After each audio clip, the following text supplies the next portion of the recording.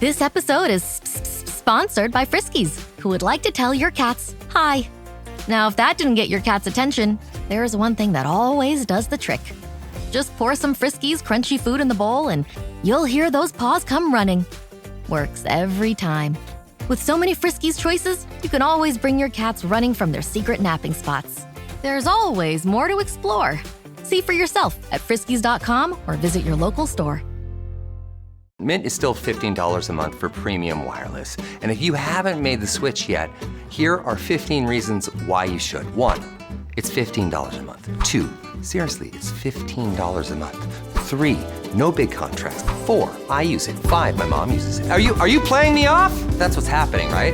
Okay, give it a try at mintmobile.com/switch. Upfront payment of $45 for 3-month plan, $15 per month equivalent required. New customer offer first 3 months only. Then full price plan options available. Taxes and fees extra. See mintmobile.com. It's summer. Time to enjoy long days, lazy nights, and zero cooking. Because Uber Eats has deals all summer long. So when hunger strikes, don't sweat it. Delicious deals are just a tap away on Uber Eats. Enjoy all your favorite food delivered straight to you. Get Burger King, Subway, Popeyes, and hundreds more local favorites and savor every last bite. Now that sounds like a good summer. Order now on Uber Eats. Terms apply. Product availability varies by region. See app for details. This episode is brought to you by LinkedIn. Healthcare professionals can lead their careers with LinkedIn.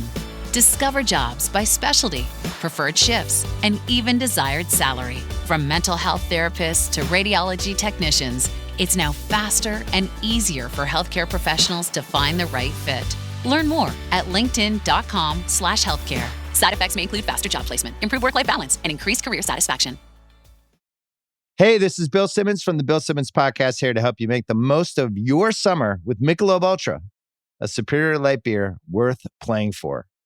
Play for it with the guys when you're competing to see who can sink more birdies on the golf course, because winning tastes even better with Ultra on the line. Play for Ultra. Fill your fridge with Michelob Ultra this summer. Enjoy responsibly. Copyright 2025 Anheuser-Busch Michelob Ultra Light Beer, St. Louis, Missouri. This podcast is part of the Robots Radio Rocket Club, a program designed to help all podcasts reach their full potential. For information about joining the Robots Radio Rocket Club, check out robotsradio.net.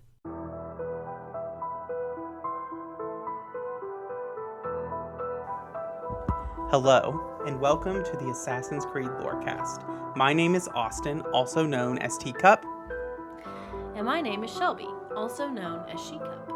Join us as we embark on unraveling all of your favorite mysteries from the Assassin's Creed universe. From assassins to Templars to the mysterious Isu and more. We will seek to uncover it all, so join us and maybe even take a leap of faith. Hey, Austin. Hey, Shelby. Are you ready to talk about Assassin's Creed? You almost said Dragon Age, didn't you? No, I didn't. Yes, I definitely almost did. Yes, I am ready to talk about Assassin's Creed. Awesome. Well, I think we have a really fun topic for today. Yes, we do. So last week we talked about the Assassins, or the Brotherhood of Assassins. And today we're talking about their counterpart, which is the Templars. Yeah, so, my Dragon Age rotted brain definitely thinks of one thing when I hear the word Templars. And then also the other, underside, my history minor brain thinks of a whole other thing when I hear the word Templars. And so I guess I'm just assuming, because I haven't finished all the games yet, I'm just assuming that in Assassin's Creed, the word Templar means something a little bit different from both of those other things. So, is that a correct assumption? Yes, that would be a correct assumption, though they are more akin to what your historical brain would want to go to. Because, and we'll get into that, the Knights Order of Templars, so the Knights Templar and the Templar Order are one and the same. One is just a public version of the secretive Templar Order. Gotcha. So, shall we get into it? Let's jump in. All right. Well, we're going to start at the beginning, just like we did with the Assassins. And we said in legend, the assassins trace their place back to Adam and Eve. So, Shelby, do you have a guess of where the Templars trace their lineage back to? Well, I would guess, but it would be kind of disingenuous because I've already looked at the show notes for today. So, all right. Well, so legends say that Cain was the first Templar, and he kills his brother Abel over the Apple of Eden, which, for those of you who are religious and those of you who are not, you might be familiar with the story of Cain and Abel. It's found in the Hebrew Bible in the book of Genesis, and it's a story of a brother. It's often called the first murder. And Cain kills his brother Abel because Abel has God's favor, and Cain is jealous of that, and he wants God's favor for himself, and so he commits murder, which, okay. Whole lot of things there. Yes. But so in this version of history, Cain actually kills Abel because he wants to wield the power of the Apple of Eden. So that's a pretty big, change in motivation. Yes. Well, I think it's like a twist thing because the apples are Isu artifacts, and the Isu were revered as gods. So, another interesting fact that I think for you and me is going to be interesting because of its implications in a religious world, maybe not to all of our listeners, but Subject 16, via files hidden in the Animus 2.0, which you can uncover in Assassin's Creed 2, claims that the mark of Cain is the Templar cross. That is interesting. Right, and so for those of you who do not know, the mark of Cain is after Cain commits his murder, God inflicts a mark upon him, and you know the descendants of Cain based on the mark of Cain. So, number one, what does that say about the Jesus figure in this Assassin's Creed universe? And second, does that mean that all Romans are descendants of Cain since they used the cross as a means of execution? I think those are wonderful questions. We don't know. That you don't have the answers to. I think that we'll never get to them. I think that time period, the first century in the Holy Land and in Rome, I think that's kind of, right now, at least in the American culture, that would be a very big taboo for Assassin's Creed to kind of do an historical fiction game about. Yeah, I think the evangelical Christians would boycott it. Which might make me want to play it more. But, whatever. And so Cain, the mark of Cain is the Templar cross, which I just find interesting because so often, and we'll see, the Templars are so linked to Christianity. They're linked to, and the Church of Rome specifically. So Catholicism. Yes.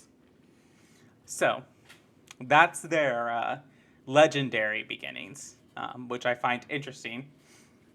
Which makes sense because, we know, at least from the games, that Adam and Eve were Isu hybrids. So it would make sense that their children would also be some type of Isu hybrid.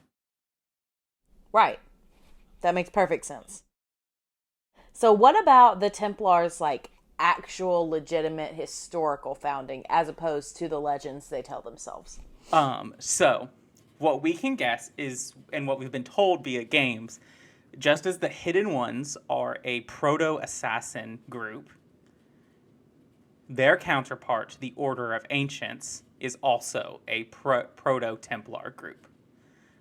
And we'll talk about how they get from Order of Ancients to Templars, because they are different in ideology and they're different in motivation. And there's a big player in there that changes that. But we'll get into that later in the episode. So the Order of Ancients is founded in Egypt. It's founded by the pharaoh, and I'm going to take try at this, so just be that Sepmek Kar around 1334 BCE, which is the fact that the games claim to know that for a fact is big, because there's a lot about that time period in our own history that we have guesses about, but we don't know. And so this pharaoh was obsessed with the Isu and sought to control pieces of Eden to rebuild Isu society and even resurrect some of the Isu. Sounds like a bad idea. Yes.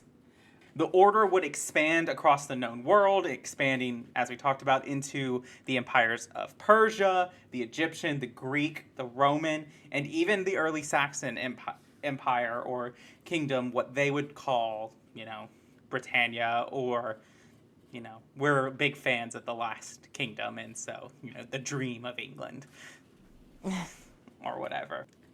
And Destiny so, is all. Speaking of the Last Kingdom, the order eventually comes to an end after Alfred of Wessex, or Alfred the Great, as he's often known in history, saw to their end. And this is a big thing that when we talk about I want to make note of this for later, that the Templars kind of change. The order believed in the supremacy of the Isu, and they believed they were the ones with the secret knowledge to usher in their return. Are your heresy bells going off, Shelby? Not really. It is, the secret knowledge aspect of it is pretty Gnostic, but I guess I'm just a little confused. But keep going, because maybe my question will get answered. Okay. So, the order in this one, they believed in the Isu supremacy, and they wanted to usher in the Isu's return.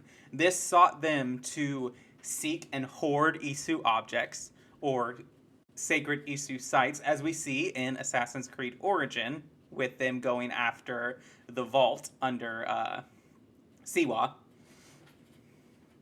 Also, you see this in Assassin's Creed Odyssey, with their wanting to control what they can call the tainted ones. Which these are those who, like Adam and Eve, contain Isu human hybrid. And they believe that the tainted ones can actually be their undoing. So they seek to control these tainted ones. And the Order of Ancients kind of adopts a tritheism with the Father of Understanding, the Mother of Wisdom, and the Sacred Voice. That's really interesting. Yes. You can see in that how Christians would latch onto it. Yes. And it's very much, I'm kind of uncomfortable with how Trinitarian and of the Christian Trinity it is. Yeah. But, so the Order of Ancients tries to establish themselves in all of these places, and they're constantly thwarted by these groups of proto-assassins, whether that's Cassandra the Eagle Bearer and her work against the Cult of Kosmos and the Order of Ancients, whether that's the Artabanus group with Darius and the assassinations of King Xerxes, or Bayek and Aya and Siwa taking down them because, don't kill someone's kid. That's a good way to just make an enemy for life. It's a good way to start a blood feud. Right. And so they keep expanding and falling and rising and falling until their order starts to settle within Anglo-Saxon England. So this is where the events of Valhalla come in. Yes. So, in the 9th century CE, the leadership of the Order of Ancients comes to Alfred of Wessex after his father and his brothers are killed. And Alfred is not about the Order of Ancients ideology. He's not about the Isu supremacy. He's not about the worship of these artifacts. He's not about pagan ways, as he calls it. and you can talk to him in the event. So Alfred, this is a big spoiler section for Valhalla. So let's preface that before that. So if you don't want to know what happens in the events of Valhalla, skip ahead skip like ahead. 10 minutes. Yes. So Alfred, under the pseudonym A Poor Soldier Under Christ, begins to write to an assassin named Hatham, who is a correspondent and a friend of Eivor Wolf-Kissed, the protagonist of Assassin's Creed Valhalla. And through this, he leaks information to different sages, I believe they're called, or basically leaders, different lower-level leaders of the Order of Ancients throughout England. So Alfred does this via letter.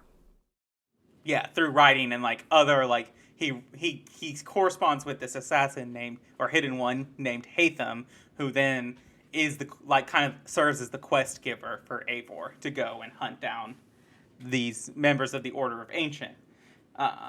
And so Alfred manipulates Eivor into completely eliminating the Order of Ancients in England.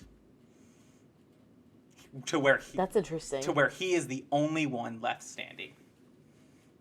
Eivor or Alfred? Alfred. Alfred is the leader of the Order of Ancients, and he uses Eivor to kill everyone who's underneath him.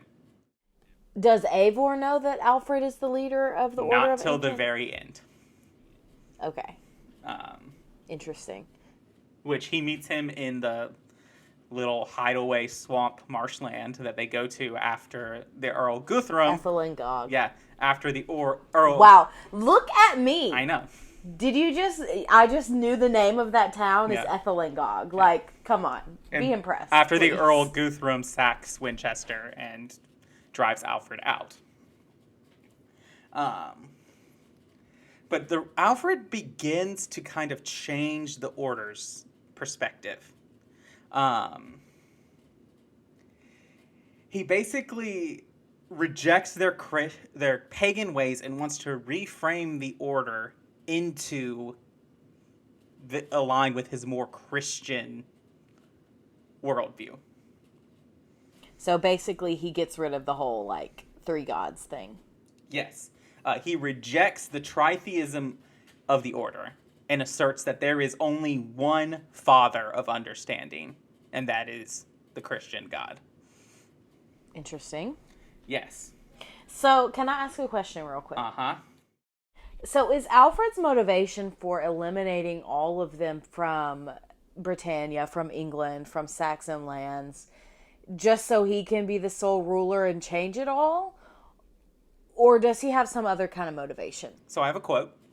So before I answer that, let's read this quote. So this is from Alfred of Wessex. There is only one Father of understanding. He is the Lord above. He is order incarnate.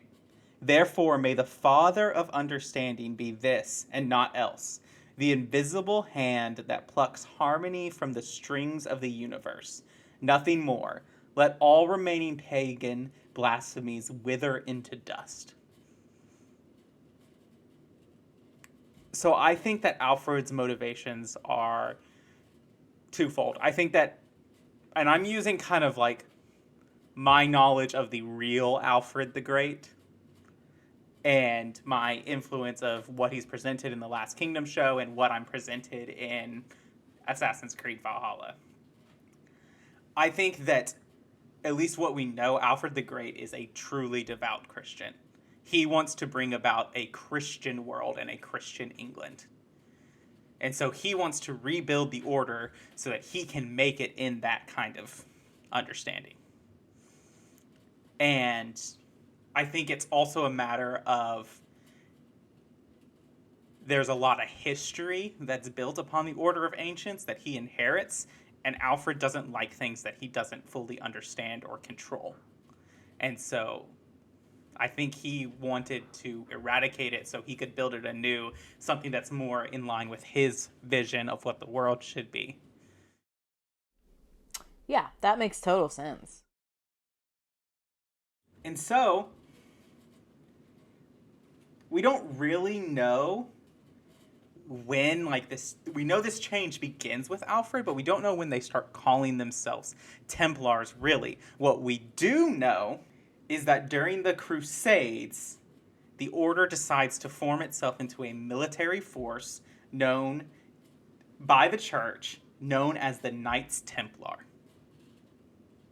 And so they begin to operate in the Holy Land, in the Crusades, where they're looking for pieces of Eden, and where they're trying to bring about order. And this is a big thing for the Templars, is order to the world. And when we get into their beliefs, we'll get more kind of into that. I think that makes sense because that's kind of what Alfred is concerned with too, is order over the chaos of like his worldview. And so this is where we kind of see the Templars move into various different parts of the world, especially post-Crusades, when, so again, spoilers for Assassin's Creed 1, in those events, the mentor of the Assassin Brotherhood and the Grand Master of the Templar Order are the same person, Al-Mullen.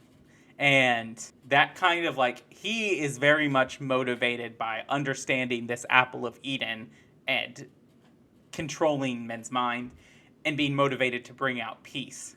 After he is killed and assassinated by Altair, the Templars kind of scatter, and they're starting to like try to get them into places where they build up their own order in other empires. They start having hands in like the Chinese dynasties and the Mongols and all of that stuff. They go back into England and try to assert themselves in the English kings and other motivations like that. And so they keep moving and getting their political influence, and there's like this back and forth between the Assassins and the Templars throughout these next 100 years of like, okay, maybe the Assassins will get a leg forward and then the Templars will push back and get another leg forward. And it seems like this never-ending conflict until, and we talked about this last episode, in 1307, King Philip of France and Pope Clement worked together to officially disband the Knights Templar, resulting in the raid of a huge Templar stronghold in Paris, or outside of Paris, and what the Assassins think is the eradication of the Templar Order. Right, but it's not actually. It's more of they kind of retreat back, and they decide, they take a look at themselves and they say, okay, being a forefront order didn't work for us. So let's, just like the Assassins take their cues from the Order of Ancients and Templars and say, okay, let's get some political influence. The Templars say, okay, let's go back to this secret order. Let's start working in the shadows. Let's start working behind the scenes.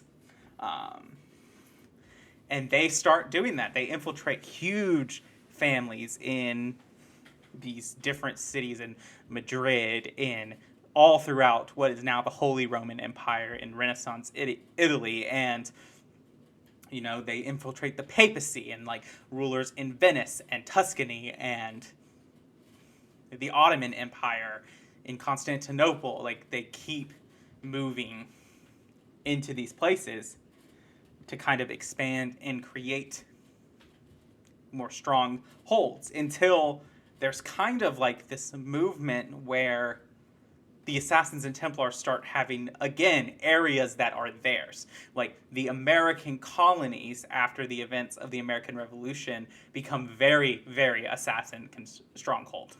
Whereas England is Templar from the death of Edward Kenway till the turn of the century in World War I. And so you see that in like the Templars start building their influence. They start building all this power, and they get behind these movements that seem progressive. They're behind industry. They're behind like what looks to be the forwarding of humankind, but is really a front for them to control and bring about this order that they bring. Yes, and so there are constant conflicts until the Templars get really clever. And they realize, they think, okay, we've got this political power, now we need economic power. And so Henry Ford, Ransom Eli Olds, and Eero Kramer, who we talked about in the Animus episode, he developed the Die Glock. They found a company called Abstergo Industries, and this becomes the Templar front and their company for the rest of the known history. Into the current modern and timeline. Abstergo is a pharmaceutical company, but it also develops lots of, and this is kind of terrible, lots of technologies that used by the Nazis at the start of World War II. Okay. Which, to me, like, a lot of times in games, you can get to this point of, like, okay, you can see both sides. You can see, like even, like, we take Dragon Age, for an example. We take the Mage Templar war. Throughout the games and the information presented to you in the games, you could take, there's not really a good guy. Like, there are good people and bad people, but, like, you could really pick either side in the debate. Yeah. I don't find that with the Templars. And it's this kind of information that gets it. Like, they develop technology and devices used by the Nazis in World War II. Like, did they develop... Which means they developed technology to murder, to commit mass murder and genocide of entire ethnic groups. Yes. Entire ethno-religion. Like, that's not okay. And even if the modern group doesn't have anything to do with that, like, that's still your history. That's still where you came from. Right. So, like, and they why would you want to be part of that? They conduct human experimentation under the Nazis. They conduct all of these terrible, terrible things. And so Abstergo continues after World War II, still under the guise of this pharmaceutical, like, inventive company. And the Templars start infiltrating in economic power and start manipulating the leaders of the world. Because they start developing technology that the world is dependent on. Like what? If I'm thinking mainly, like, because their main thing is pharmaceuticals, like developing... Oh, so like medicines and other things, like technology for hospitals and other, like... It's like the opposite of, like, the assassins want to use murder to accomplish humanitarian means. So, like, they want the freedom and justice and free will for all of the people in the world, and they're willing to commit murder and kill people to make that happen. And the Templars are using humanitarian means to commit mass murder. Exactly. There's so They're much opposite. kind of two sides of the same coin. And this is a good point of, like, in the games, it's talked about that both the Assassins and the Templars strive for peace. Just their means through which they get there. Well, and I guess how they want people to behave once they get there. Right. And so I have another quote. And this is just kind of like, this is during the Enlightenment period. My favorite. And this is what they say about the world. No longer would we tolerate savagery and ignorance. No longer would we stand idly by while men of science were made to suffer. No longer would we let mankind be led by selfish ambitions. The mistakes of the past, our mistakes, had to be rectified. Society's leaders and thinkers had to be influenced, not controlled. And that's an excerpt from the Abstergo internal files. You know, to me, the whole quote sounds like you're just trying to control people. And then at the very end, they're like, but we're not trying to control people, though. Exactly. So it's kind of confusing. Like, you're just lying about what you're doing. And so now would probably be a good time for the break before we go into kind of what the Templars believe. Yeah, absolutely. All right, well, let's go to that break. USAA knows dynamic duos can save the day, like superheroes and sidekicks, or auto and home insurance. With USAA, you can bundle your auto and home and save up to 10%.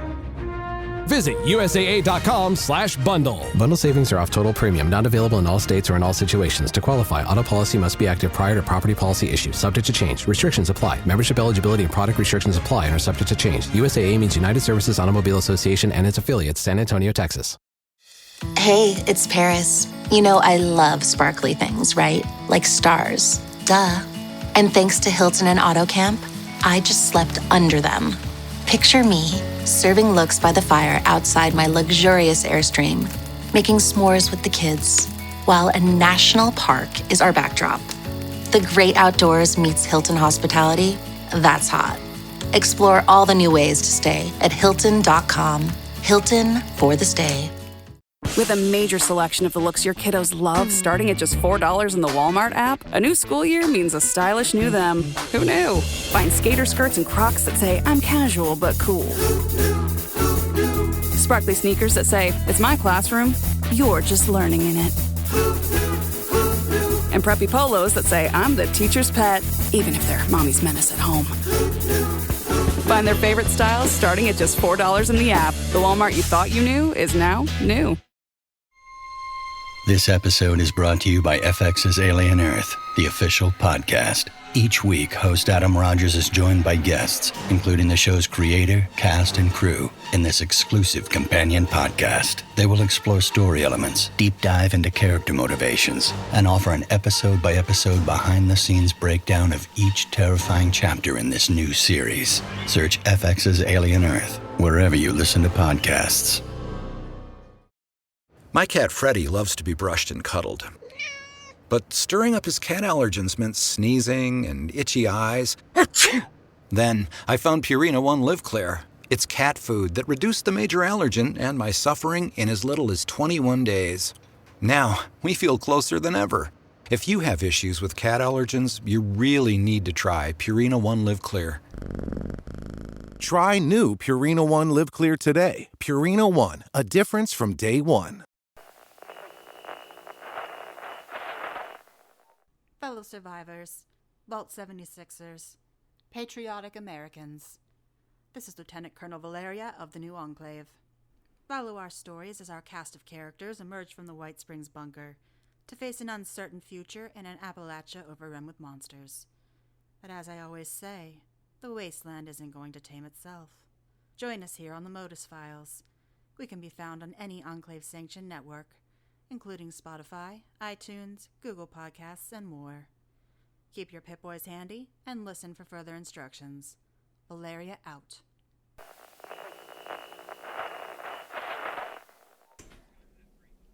Let's do it. Okay, so welcome to the break. Welcome to our middle section of the show. And this is where we just take time to highlight any news or upcoming things that we're doing on the podcast, read reviews, and all that kind of fun stuff that's more like taking care of business and not the content of the lore. So the first thing I have to say is that we are a new podcast. This is our third episode. So the best way to get the word out about our show is to share it on your social media accounts and to leave us a rating and a review on either Spotify or iTunes, Apple. You do not have to listen on Apple Podcasts to leave us a review there. So, just an FYI. And if you do leave us a 5-star review, we will read it out on the show. And Austin, I think we have our first 5-star review to read for the show. Is that correct? We do. All right. So this review comes from Courier7. They say, amazing podcast. Been a fan of Assassin's Creed games since Assassin's Creed 2 and completed them all since. This podcast does a really good job of going into lore and characters in Assassin's Creed universe. I'm looking forward to listening to more episodes. Thank you, Courier7. Yeah, thank you. I also started with Assassin's Creed 2. I did not. No, you did not. But that's okay. Yeah, so thank you, Courier. We really, really appreciate it. And if you want your review read out on the show, drop us a review on Apple. Yeah, definitely. And we also have a Discord community. If you are interested in joining that, you can follow the link in our episode description to join the Robots Radio Discord, which you'll find us there for our Assassin's Creed Lorecast channel, and you can find our other shows, such as the Dragon Age Lorecast channel, there as well. Is there anything else we need to talk about in the middle break? I don't think so. All right, well, let's get back to our content. Yes. Do you know what makes your video game bay tick? Have you ever wondered how they stack up against all the rest of the delectable digital dates? I'm Genesis, and we analyze and review all of your favorite video game romances. I'm Vervada. Check out our podcast, Two Girls, One Ship, on all your favorite podcast places. Remember, beauty is in the eye of the controller. All right, so before we delve into Templar beliefs, there is one more event that we need to talk about. Oh, yeah. Which we did talk about last episode, so I'm not going to go into too much details. But in the early 2000s, the Templars start sending sleeper agents into the Assassin's Brotherhood. One of the most notable is Daniel Cross and Lucy Stillman, though we don't find out about Lucy till much later. But Daniel Cross, through his infiltration, begins what's called the Great Purge, which is where the Templars begin purging the assassins throughout the world. And this is thought that the assassins have not really ever recovered from this, and they just kind of move about, like, they become very secret. There's very few of them, and the Templars kind of act like they've won at this point. They control the world's largest company. It'd be like controlling, like, Walmart or Google or something like that, or Amazon. Very much like controlling Amazon. And this corporate overlord that's happening, and the assassins are pushed underground, and they don't know what to do, and it looks like they've won, and that's kind of where we're at in the story of, like, the assassins, the modern day story of the assassins trying to, like, rebuild and strike against the Templar Order. But so that's where we're at. So let's talk about their beliefs. Last episode you asked me, because we talked about that the assassins were agnostic or atheist, so what were the beliefs of the Templars? Templars are typically irreligious, or they're deist. That's interesting. I think some people who maybe, like, you're not religious, or you haven't, like, you haven't studied, like, religious studies in college or whatever, would think those are the same things, but they're not. It's very different to be, you know, agnostic versus a deist. Like, those are two very different things. And even agnostic and irreligious, like, to me, irreligious is saying there is no religion, there is no God, like, I don't participate in any of that. Whereas agnostic is like, there might be, but I don't know. Right.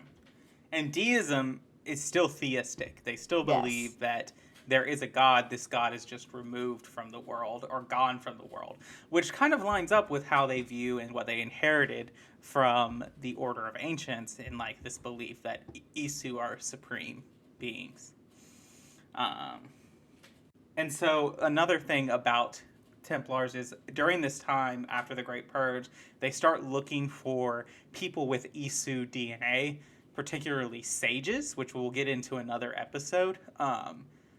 And there's kind of different things on if they're trying to create their own Isu or rebirth an Isu, which kind of goes back to this Order of Ancients belief that Alfred of Wessex kind of said, nah, we're not doing this anymore. And now it's kind of coming back. And then there's a whole other offshoot order called the Instruments of the First Will, which are also another episode. But they basically follow the Isu Juno, and it's a whole nother thing. Okay, cool. I'm excited to get there and talk about that. Well, what else do Templars believe?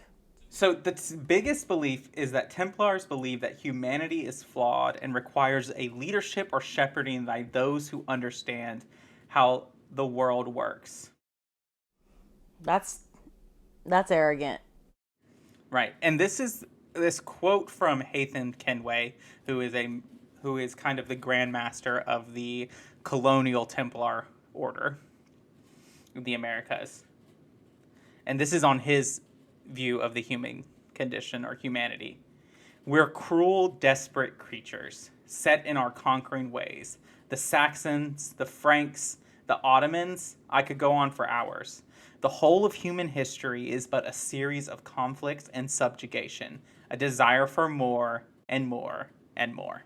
I mean, I will be honest, I don't necessarily disagree with that quote, and I also don't disagree with the idea that humanity is flawed. I mean, we see that in our world, right? Like, we're having conflicts right now. Like, look at Putin invading Russia or invading Ukraine.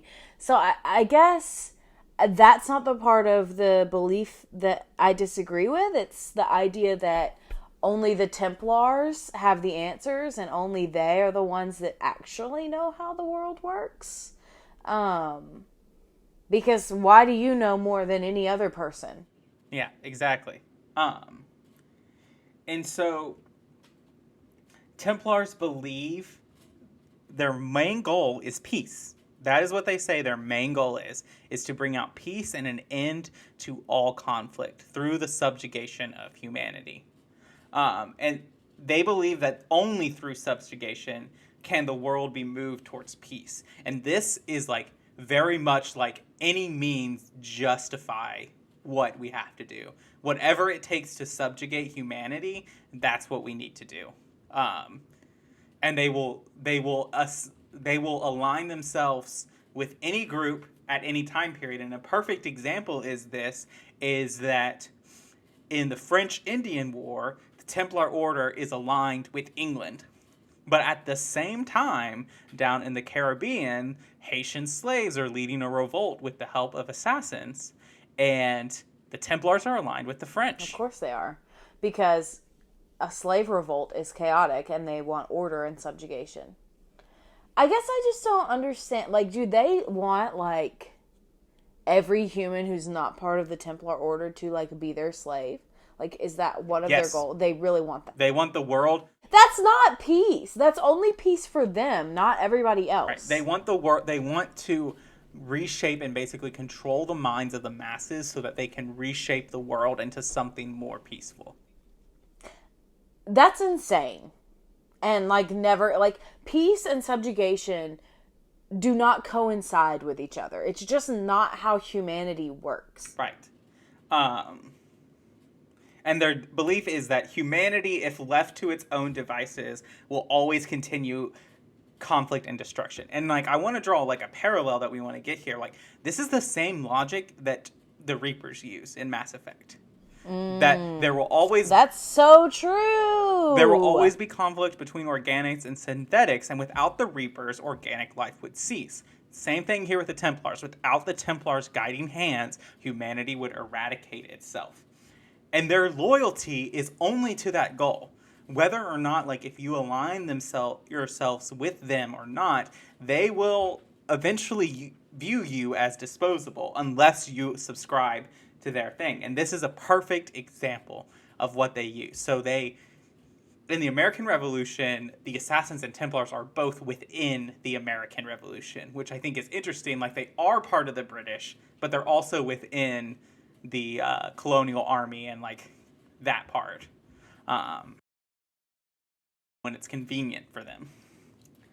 But this is a quote from an unknown Templar source. Democracy must die to ensure the stability of the world. Capitalism will end it. The capitalists do whatever we tell them to. We print the dollars they worship, after all. Wow. That's dark. Yes.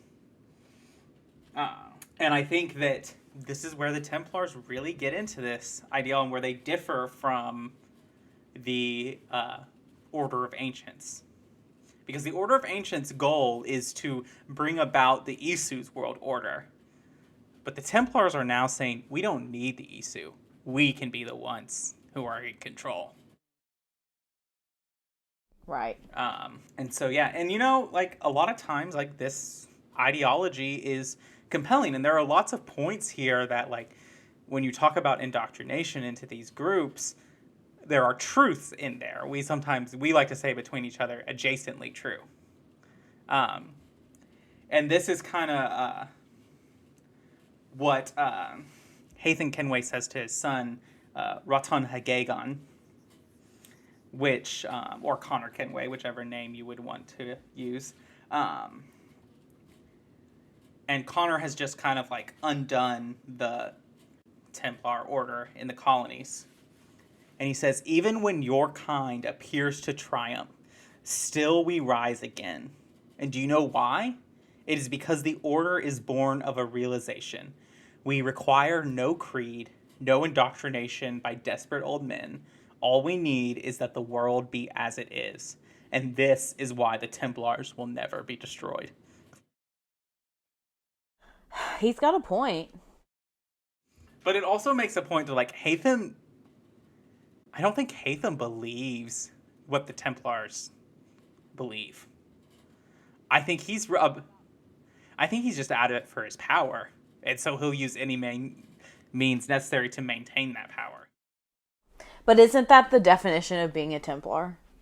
Yes, but, like, Hathan doesn't really care about the benefit of humankind.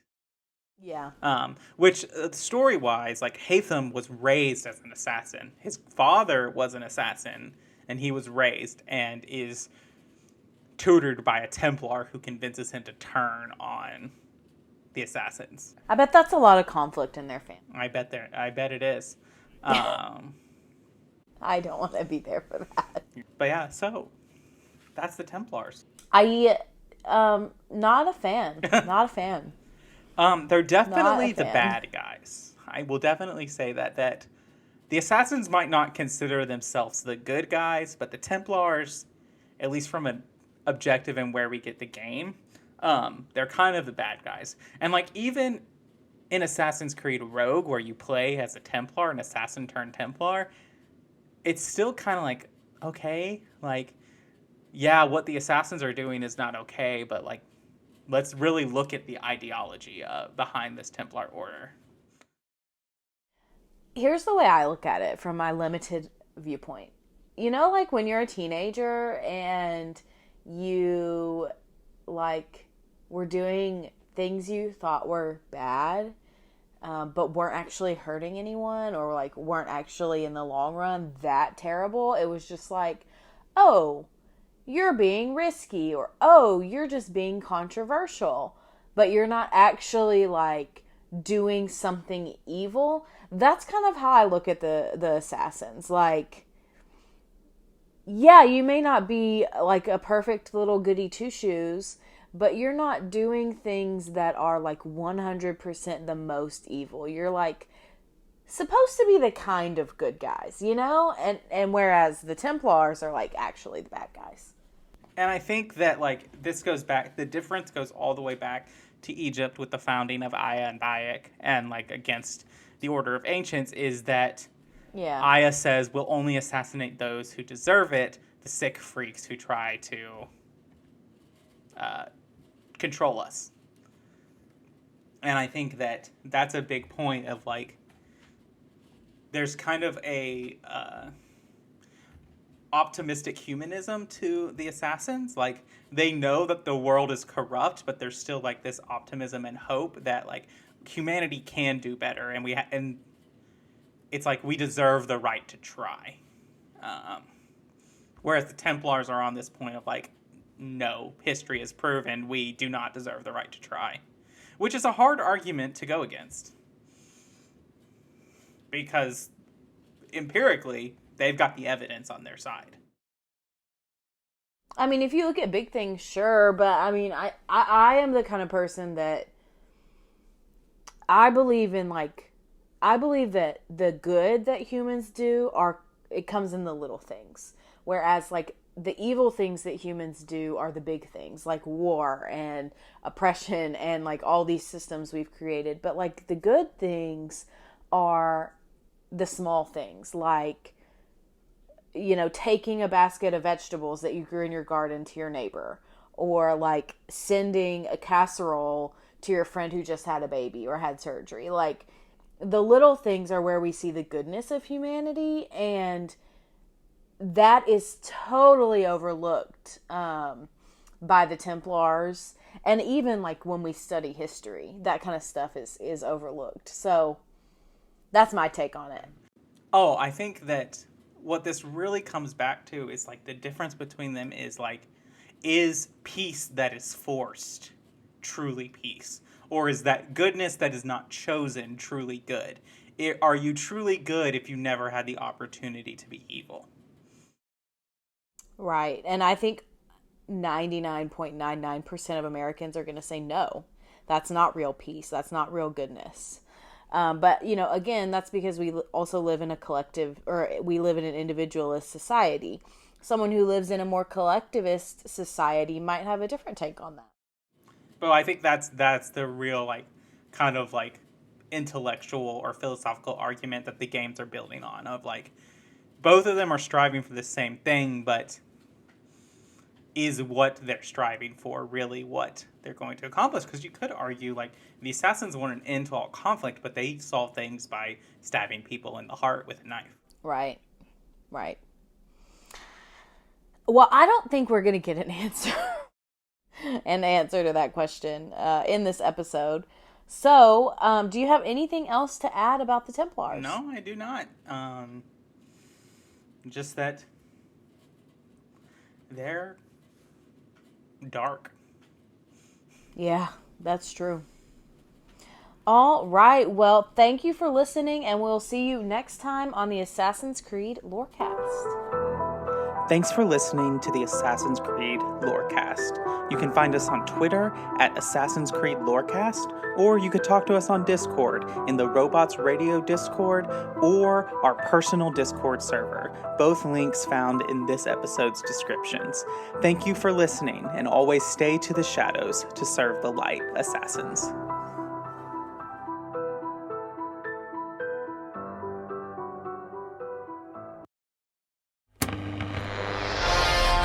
When a wasteland detective and a vault girl cross paths, no criminal is safe. You're both under arrest. Don't move a muscle if you know what's good for you. Based in Bethesda's Fallout series, follow Walter and Bunny as they traverse the Texas Commonwealth and New Vegas, busting big crime rings. We'll need all we can to expand into Vegas territory. And surviving anything the wasteland can throw at them. It's him! It's the Mothman! Featuring a series of nail-biting narratives and guest stars from across the Fallout community. It's anybody's guess what thrilling case is up next. War never changes, does it, Bunny? No, it certainly does not. True Vault Escapades, a Fallout audio drama. Available anywhere you get podcasts.